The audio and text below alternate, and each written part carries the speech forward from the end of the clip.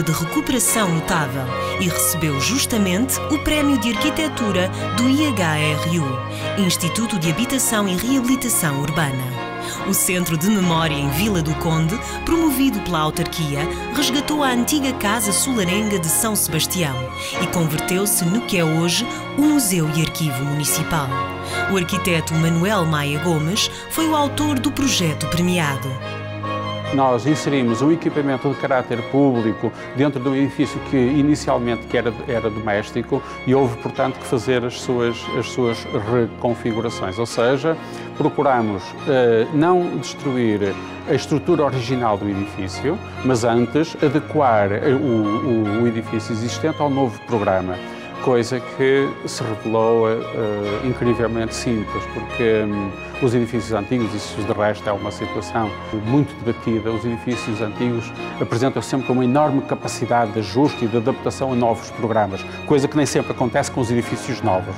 Teve duas fases, uma fase de restauro cuidadoso, por exemplo, do Salão do século XIX, que a Câmara Municipal teve a feliz oportunidade de poder comprar o espólio do edifício original, ou seja, nós temos dentro deste edifício, que é caracterizado pela modernidade e que é caracterizado pela luz, que é absolutamente necessária para os espaços expositivos, nós dentro desse espaço dentro deste edifício, temos uma sala absolutamente única e intacta com os elementos do século XIX. Uma ampla área de 5.400 metros quadrados abrange o edifício que já existia, agora reestruturado para receber um espaço dedicado a exposições, área educativa e conferências. Inclui ainda 2 volumes construídos de raiz, encaixados harmoniosamente neste antigo solar urbano. Os corpos novos foram revestidos com pedra calcária, com um relevo semelhante ao areado fino do reboco do edifício antigo. Usamos, por exemplo, a nível dos jardins e mesmo cá dentro também, sempre que possível, e foi possível em quase todos os casos, granito reciclado, ou seja, granito antigo.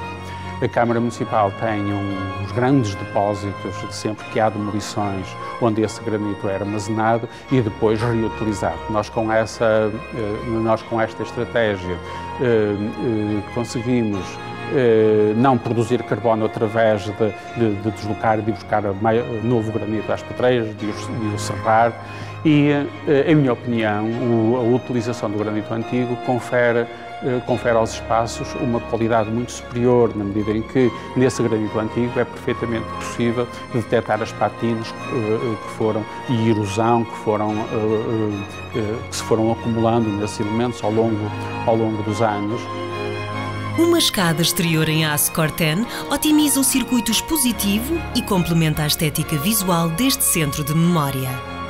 Precisávamos de elementos de transição entre o resto do chão do edifício e o seu primeiro andar.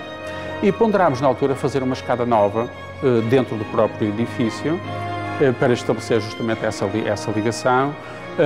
No entanto, considerámos que isso iria afetar as características das salas, do interior das salas, e resolvemos, por isso, acoplar essa escada ao edifício existente.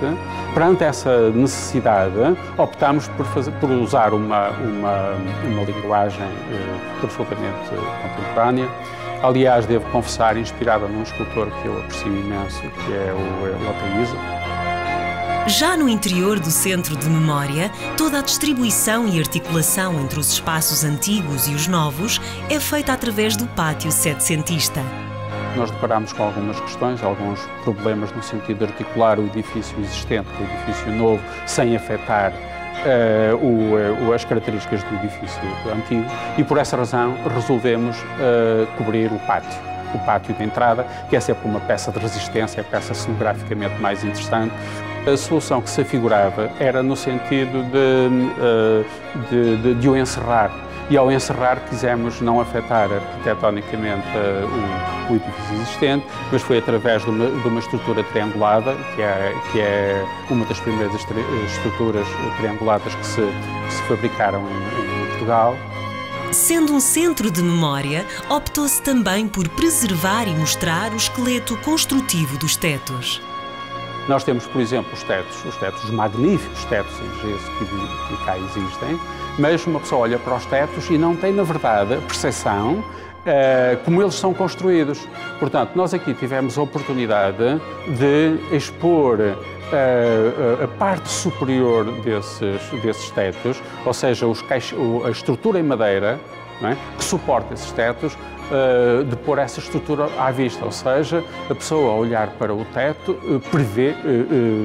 consegue também configurar como é que as coisas são construídas, não é? Um espaço dedicado à memória do passado e do presente, que veio reforçar a oferta cultural em Vila do Conde. A não perder!